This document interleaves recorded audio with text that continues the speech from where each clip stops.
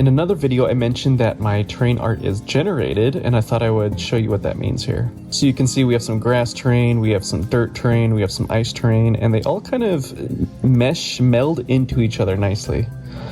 When I'm looking at the game's editor here, this is in Godot, it looks like this. They're just polygons. And so the code of the game takes care of the rest.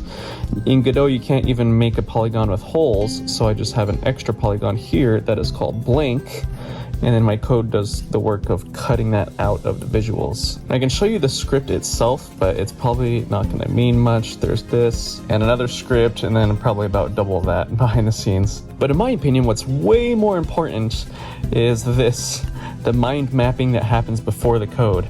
So I think when most people think about coding, they imagine all the typing you're doing into the console. But there's a lot of thinking that you do externally, and I always recommend visualizing it in some way. So here I'm using, art software to do that, but sometimes they've even just used a pencil and paper. Even when you're not visualizing it, you can go on walks, pet your dogs, anything to get the brain moving and thinking about things away from the environment that you're coding in.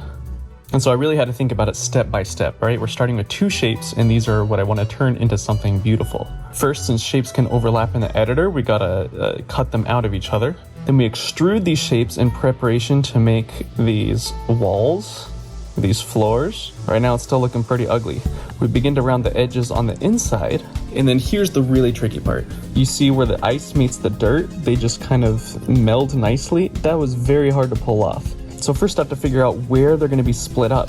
And so I draw a couple of angle bisectors, if you learned about these in high school.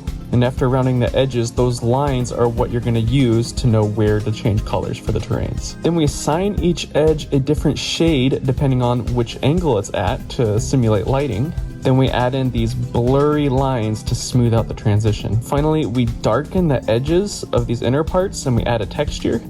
And that's basically the look that we have.